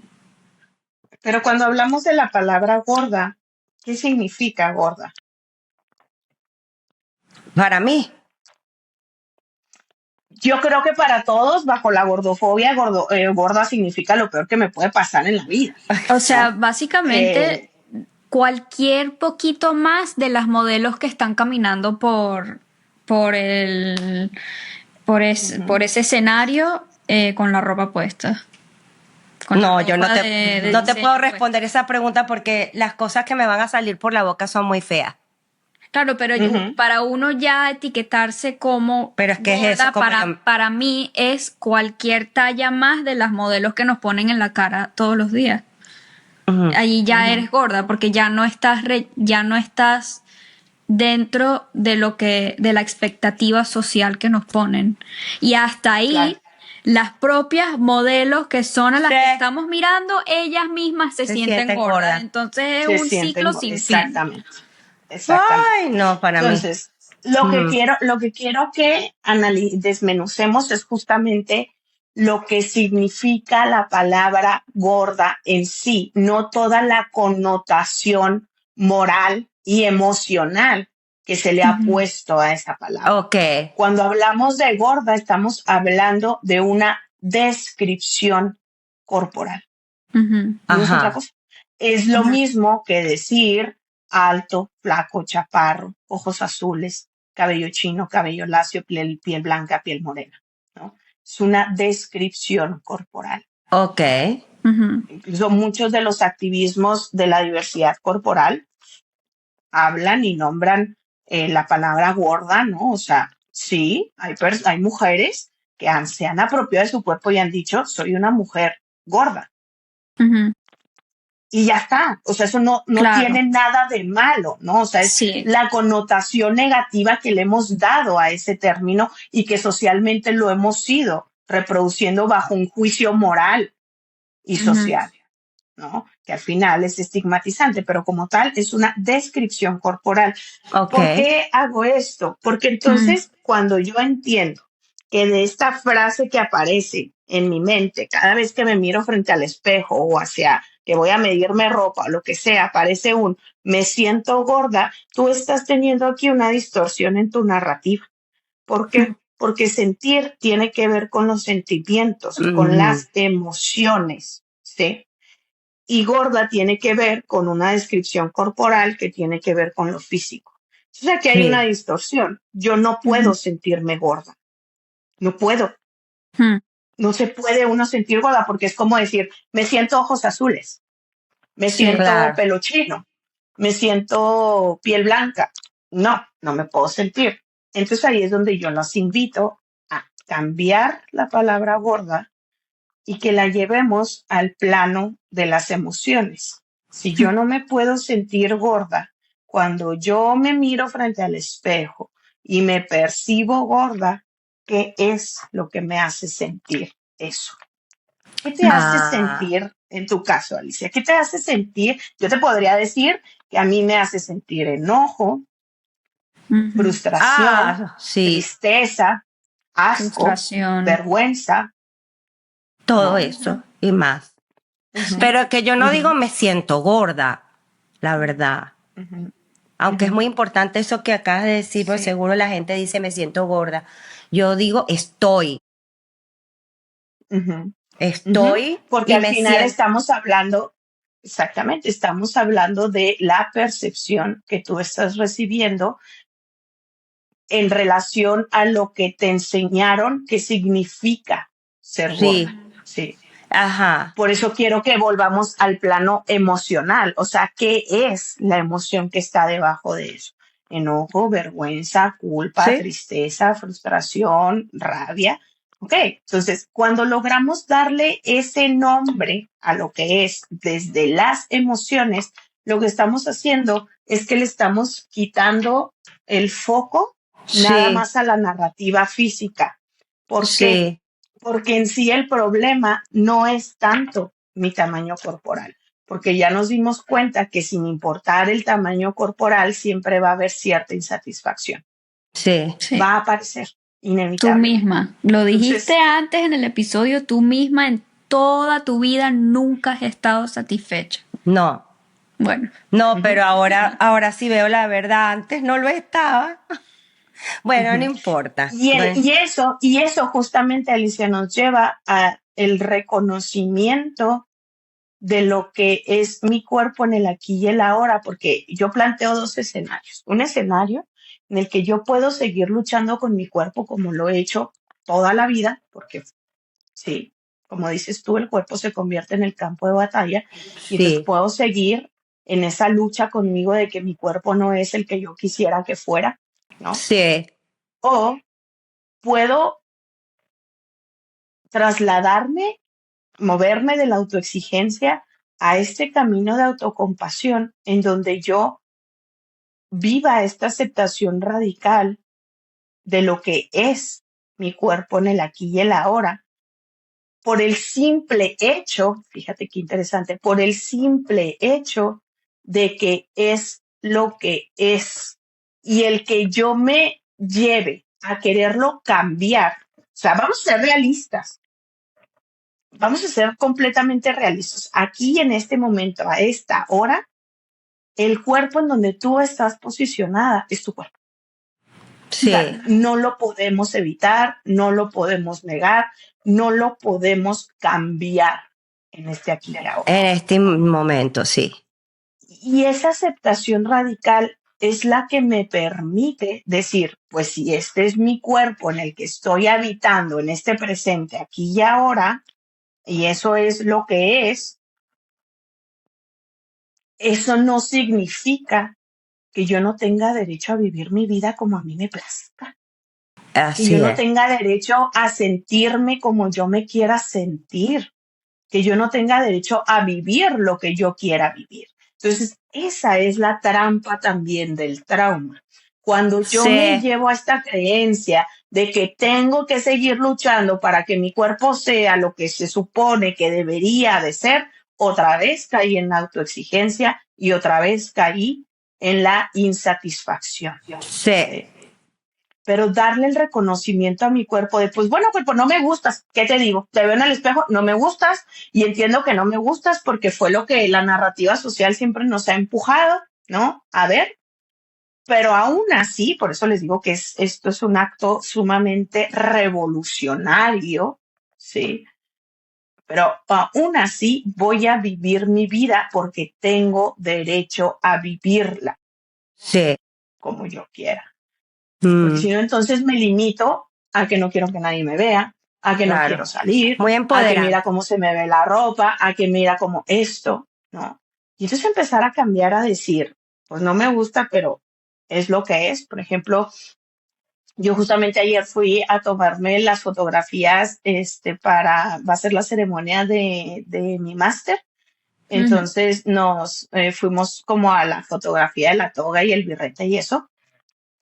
Y para mí fue horrible desde que llegué porque nos decían, elige una camisa blanca de las que están ahí y todas eran o bien pequeñas o bien gigantescas, ¿no? O sea, y yo Ay, decía así como que, pues no, o sea, una no me entra y la otra me queda demasiado grande como si fuera una claro. bata de sacerdote, ¿no? Entonces, ¿cómo le hago? ¿No? Al final, pues dije, bueno, pues ni modo, me remangué una como pude. Esta fue la que me puse. Afortunadamente, pues te ponen encima la toga, pues ya no se ve nomás se ve el cuellito blanco y demás, ¿no? Pero cuando me tomé la foto he de reconocer que no me gustó en mi proceso personal también todavía me cuesta como validar mi cuerpo en este presente, porque también mi cuerpo cambió. Yo también solía ser como delgada porque vivía completamente desconectada de mis señales internas. Y entonces cuando empiezo a conectar con todo eso, pues salta la resistencia a la insulina, ¿no? A razón también de una Claro, descompensación prolongada, ¿no? Durante tanto claro. tiempo. Y entonces la resistencia a la insulina con el síndrome de ovario poliquístico, ¿no? Que producen el aumento de peso, que producen cambios en la piel, que producen acné, que producen aumento de vello, ¿no? O sea, todas Sí, estas cosas que entiendo que son mecanismos de supervivencia de mi cuerpo ante todo lo vivido y que ahora son una manifestación, pues, de la reparación del daño, sí, ¿sí? Es difícil el poder habitarme, conciliarme y decir, me gusta lo que veo. Porque si soy muy honesta conmigo, no me gusta lo que veo. No me gusta lo que veo, pero también soy consciente que lo que veía antes de mí tampoco me gustaba, ¿no? Que me daba más privilegios sociales, sí, porque la delgadez da privilegio. O sea, sí, porque es lo que más se romantiza y se glorifica. Entonces, una mujer con cuerpo delgado va a tener más privilegios socialmente por el simple hecho de su cuerpo, lo cual es una estupidez y es una aberración porque no deberíamos de medirnos en cuánto pesamos y en cuánto medimos, ¿no? Sino en sí, nuestras cualidades y en nuestras capacidades como tal, ¿no? sí. Y entonces, sí, definitivamente cuando yo me tomé la foto no me gustó, antes de ello no quería ir, no quería hacerlo, me la pensé mucho, dije, si no me tomo fotos, y si no voy a la ceremonia, al cabo que para qué, o sea, para qué quiero. Pero después me quedé pensando y dije yo, a ver, o sea, sé honesta contigo. Tú sabes que quizás nunca te puedas sentir completamente satisfecha de lo que ves en el espejo, ¿sí? ¿Por qué? No por mí, porque yo me amo y me ha costado mucho aprender a amar, pero yo no es por mí, es porque lo que socialmente se promueve, ¿sí? Sí, Ujú, Entonces, también el aceptar que no me gusto, me parece que también es un acto de apropiación corporal, o sea, de decir, pues no me gusta, pero no me gusta no porque no me guste totalmente a mí, sino porque este sistema social me ha llevado a esa percepción de mí o misma, sea, ¿sí? reconocerlo, sí. reconocer de dónde Ajá. viene. Exacto. Y aún así, elijo vestirme como me quiera vestir. Aún así, elijo Mm, hacer lo que yo quiera hacer. Y aún así, elijo tomarme las fotos, aún y aunque no me guste tanto cuando las llegue a ver cómo es que se ven, por el simple hecho de que me viví el momento, Ujú, ujú, de que lo estoy viviendo y de que ujú, merezco disfrutar y el aquí y el ahora, porque también mi cuerpo lo merece. ujú, Aunque sí, no nos sintamos completamente reconocidos desde este gusto normativo, ujú, ¿sí? Pero merece, o sea, ahí es donde entra la revolución corporal, el sí, permitirme hacer todo lo que yo quiera hacer, incluso hasta el imaginar, ¿no? O sea, ¿qué haría yo si tuviera el cuerpo que quisiera tener? ¿Cómo me ujú, sentiría? Ah, pues me sentiría súper poderosa, me sentiría súper capaz, me sentiría súper fuerte, me sentiría súper... Ah, y no puedes experimentar, no te puedes dar el permiso de experimentar esas sensaciones ahora, ujú, independientemente del cuerpo que tengas, ¿no? Por el sí, simple hecho de que lo mereces y de que tu sí, cuerpo también se lo merece, ¿no? sí. sí, Súper sanador lo que estás diciendo, de de verdad. verdad que sí. Sí. ¿Y falta alguno de los 10 Sí, principios? eso iba a decir antes de, Ujú. antes de Sí, seguir. Creo claro. que quedaban 9 y Ujú. 10. Sí. Sí, el 9 justamente nos llevaría como a conectar con el movimiento corporal placentero, Ajá. que después de una recuperación del trauma, también el conectar con el placer a través del movimiento es un proceso también de readaptación. A mí me pasaba Sí. mucho que cuando yo empecé a ir al gimnasio, yo me sobreestimulaba muchísimo, o sea, al empezar a sentirme agitada era para mí una respuesta también del trauma, ¿no? O sea, al empezar a sentir, "Ay, ya no puedo respirar", y entonces yo no disfrutaba la actividad física, me parecía demasiada tensión. Y eso es justamente eh, por los estímulos del trauma que suelen volver a reactivar como este sistema nervioso simpático, ¿no? Entonces, Ujú.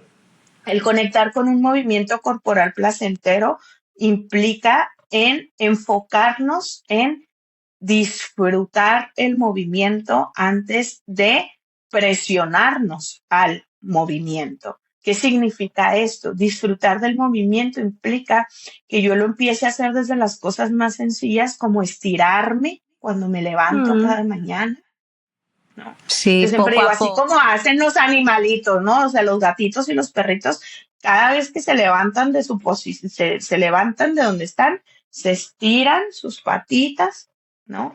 Porque esto les ayuda a avisar al cuerpo que, oye, nos vamos a mover, ¿no? Es Sí, respeto hacia el cuerpo, ¿no? Pero a sí, veces Sí. estamos tan con la carrilla que suena la alarma y ¡fum! Me levanto y quiero correr. Ya me dio el sí, vértigo, ya me mareé porque ni siquiera me di tiempo para despertar bien, ¿no? sí, Entonces, el darme el permiso de sentir mis movimientos, de conectar con los movimientos que suelen ser placenteros para sí. mí. Por ejemplo, en mi caso, yo he descubierto que el baile es uno de los movimientos que yo más disfruto, ¿sí? Exacto.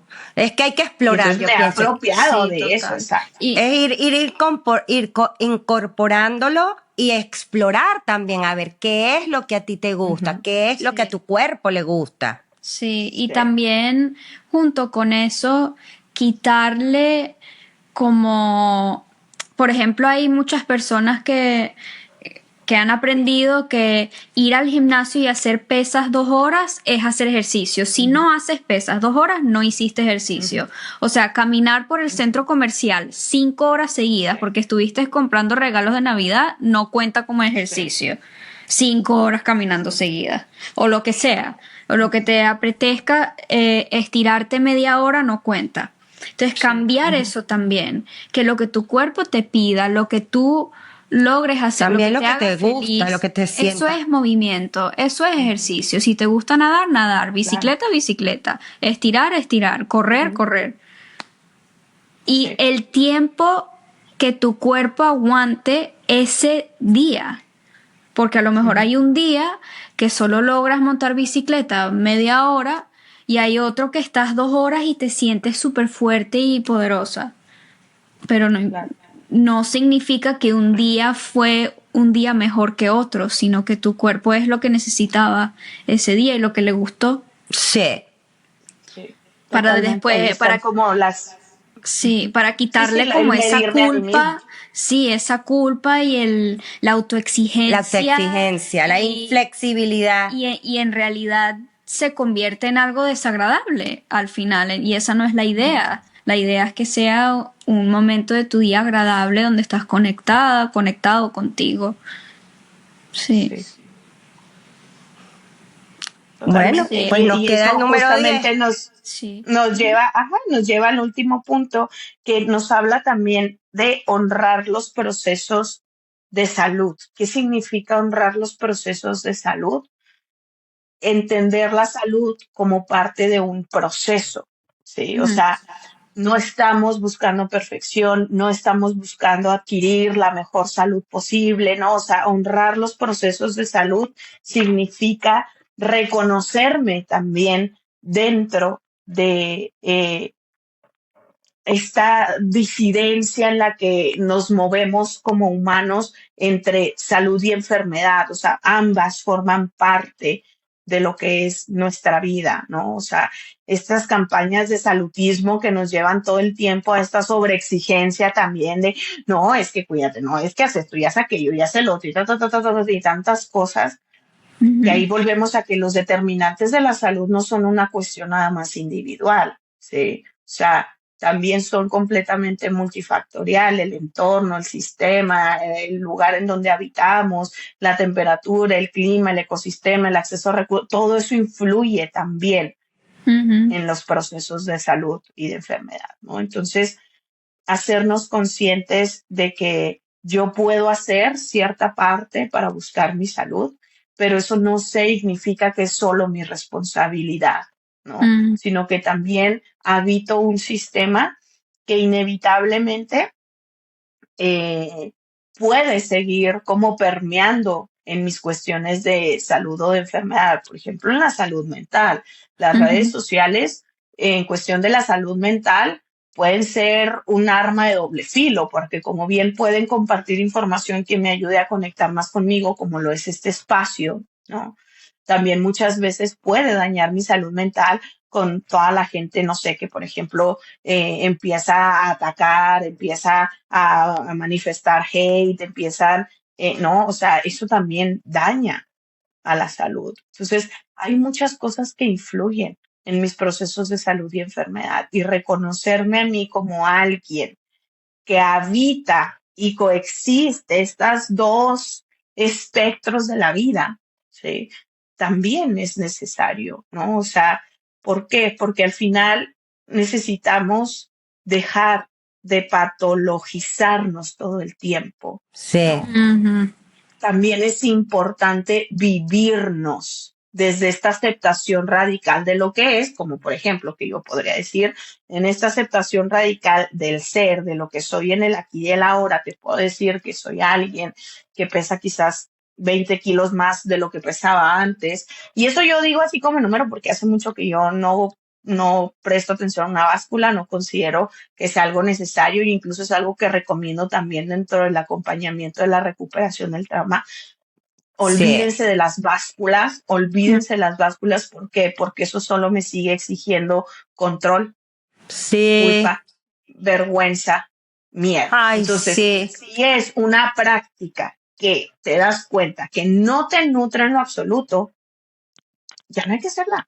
No hay ujú, que hacerla porque al final si me dicen, no, pero esto es por salud, no, no es por salud. ujú, Hay muchos procesos de cuantificación, ¿sí? Para poder determinar procesos de salud y de enfermedad que están validados científicamente. El peso como Sí, tal no cuantifica nada. Un ujú, examen de sangre sí tiene un proceso de cuantificación exacto. para poder contabilizar y revisar qué está pasando. El peso como tal no es un indicador completamente objetivo o útil. Incluso muchos nutricionistas ya lo han ido descartando de su campo, muchos médicos también. Todavía hay muchos que lo siguen implementando porque pues también desde su línea es funcional, ¿no? Como los que viven desde la cultura de dieta, desde el pesocentrismo, ¿no? ujú, Este, pero no es una medición de salud completamente objetiva. Entonces, el liberarnos también de la báscula es un recurso útil, pero les decía, yo me puedo definir en este presente como alguien que quizás habita un cuerpo mucho más grande de lo que siempre estuvo acostumbrada a habitar. eh, y reconozco que eso me lleva a muchos momentos de pronto como de insatisfacción, pero también me reconozco en el aquí y el ahora que ya no siento culpa por comer como ujú, antes, que ya me permito validarme y reconocerme desde otras maneras y desde otras formas, ¿no? A mí misma, ¿sí? ujú. Eh, que ya me permito vestirme más como yo quiera. Fíjense, yo ahora uso crop top, toda mi vida nunca usé crop top cuando era un palito porque yo decía que se me iba a ver mal la panza y ahora estoy panzona y uso crop top. Me encanta, Sí, me ¿por encanta. qué? Porque yo siempre quise usarlo y lo voy Sí. a usar, ¿no? O sea, y lo voy a usar. Y ha sido un proceso también de aproximación sucesiva, o sea, de yo misma invitarme a hacerlo, ¿no? Y acompañarme en la incomodidad de hacerlo. Por eso en un principio hablábamos de la importancia de acuerparnos de esa incomodidad, porque la incomodidad es la que nos lleva al cambio, a poder transitar algo que nos haga sentir más cómodas. Pero primero hay Sí, que permitirnos también estar incómodas con Ujú, eso. sí, sí. sí. Wow, Bueno, Alicia, qué episodio tan nutritivo. importante, tan sanador. Es que podríamos estar aquí 5 horas más hablando de tantas Claro, cosas que hay sobre este tema, pero yo creo que hemos dejado a la audiencia con muchas cosas importantes. Sí, Yo me he totalmente. llevado muchas cosas Y yo, también. Mi mami, pobrecita, que ahora está te llamo. sí, sí, no, este episodio yo hace, no sé, unos 3 años, ponte, 3, 4 años, estaba en un momento en el que un episodio así me hubiese ayudado muchísimo, muchísimo. O sea, yo fui haciendo lo que podía sola y bueno, estudiando la carrera de psicología aprendes un poco también, pero este episodio es así como y el primero que hicimos. Sí, tienen que, el O que no sea, haya visto el primero se sí, tiene que ir para a ver el primero que hicimos sí, con Ali y después este. No se pueden sí, perder ninguno de los dos. tanta información. Sí, sí. Ay, muchas Como gracias. quisiera cerrar, Totalmente. como con qué Sí, con no qué sé. frase o algún mensajito. Sí, Sí. sí. Creo que me gustaría cerrar con esta parte de no cedan a la nostalgia del pasado. Y eso lo relaciono mucho con la percepción corporal específicamente. No cedan a la nostalgia del pasado, porque la nostalgia es un filtro rosa que Ujú. romantiza mucho otras falsas percepciones de lo que Sí. podríamos describir o definir de nuestro cuerpo. Entonces, no cedan ante la nostalgia de lo que eran y permítanse incomodarse de lo que son aquí y ahora, ¿no? Porque ahí es donde está la verdadera trascendencia, ¿no? Ahí es donde está la verdadera aceptación de la metamorfosis, del cambio, ¿sí? O sea, yo diría, antes era más flaca, pues sí, era más flaca, pero estaba en entornos en donde no me permitían ser yo, Ujú. donde no podía ser yo. Y ahora soy más yo, aunque no tenga el cuerpo que quizás imagino que debería de tener o que quisiera tener o que el constructo social dice que debería de tener, ¿no? Sí es importante validarnos que en el aquí y el ahora, en el cuerpo que habitamos, es un cuerpo más acorde a quienes somos. O sea, estos somos. Entonces, la nostalgia muchas veces nos va a querer romantizar las cosas del pasado, pero es importante también honrar a nuestro cuerpo con todas sus cicatrices, con todas sus batallas y con todos sus logros, porque Sí, ahí llega el reconocimiento, ¿no? En todo lo que sí somos ahora. Como el poder reconocer que aunque hubiera sido un proceso súper difícil el poder encontrar un vestido, Alicia se veía espectacular Ujú. en los Sí, premios, ¿no? sí, ay, O gracias, sea, Ali. sí, Ay, no, eso así fue una es. noche mágica, de verdad. Sí, exacto. sí, y Fue. Eso ese es es lo el que debemos de punto. recordar. Sí, Eso. Sí, exacto. sí De lo que fue. mereciste ir a la fiesta, pasarla bien, Sí recibir fue. tu premio, Eso no me lo a pesar de esperaba. cómo te sientas. Sí, Sí. me quedé y le doy gracias a toda mi comunidad por tanto Sí. apoyo y por votar las 3 rondas, porque los finalistas que estaban ahí eran gente bastante reconocida, como Sí. por ejemplo Marian Rojas Estapé, Ujú. César Lozano, o sea, gente muy Ujú. importante y yo me llevé el premio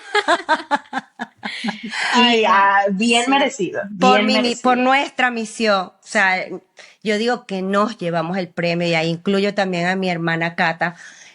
Nos llevamos ese premio por todo el trabajo que hacemos todos los días sin descanso. O sea, nadie nos para, nadie nos calla, pero queremos cambiar esta sociedad, queremos informar, queremos concientizar, Sí. eh, queremos compartir todo lo que nos hubiera gustado saber hace muchos años Ujú. y que haya un cambio, que haya un cambio. Darle Exacto. voz a los que Exacto. callan, Sí. validar, Ujú. que no se sientan solos, que Exacto. esto sí está pasando, pero evitar que pase con la Sí. información. Sí. Bueno, Ali, Bueno, Claro. muchísimas Alicia, gracias por gracias. todo. De verdad, esto ha Me sido un encantó. Ah, auténtico igual. placer. Ya hablamos de que íbamos a tener un tercer episodio, después se los anunciamos, no es lo mismo. Sí, sobre otro tema. Sobre otro tema, pero es Sí. súper importante porque me lo han pedido y ya se los contaremos. Sí. Gracias, Ali, por todo. Recuerda que no puedes colgar todavía porque si no, no se va a grabar. Gracias a todos por estar aquí como todas las semanas. Sí. Por favor, les pedimos encarecidamente, descarguen los episodios en Spotify. Así no los escuchen en Spotify, vayan a Spotify o a Apple Podcast. Descárganlo. Descarguen los episodios porque nos ayuda muchísimo a mantener este proyecto vivo. Sí, exacto. Por ejemplo, en Spotify queremos llegar a las 100,000 descargas. Estamos muy cerca. Por favor, ayúdennos. En YouTube, suscríbanse, compartan, sobre todo compartan para poder seguir difundiendo. Ustedes no saben a quién van a ayudar. Sí. Esas cosas nos van a ayudar muchísimo. Y bueno, saben que tenemos un enlace para si nos invitan a un cafecito, eso lo hemos dicho muchas veces, que nos ayuden. Como saben, nosotros financiamos este podcast y pues necesitamos ayuda porque es un trabajo que es de lunes a lunes y a veces de verdad que estamos agotadas, pero no queremos fallarles ni un día. Ni una semana. ¿Ok? Bueno. Gracias a todos, gracias Ali por todo. Eres maravillosa. Gracias. Encantada de esta hermosa comunidad y pues nos volveremos a ver muy pronto. Sí, señor. Gracias por la invitación. Siempre.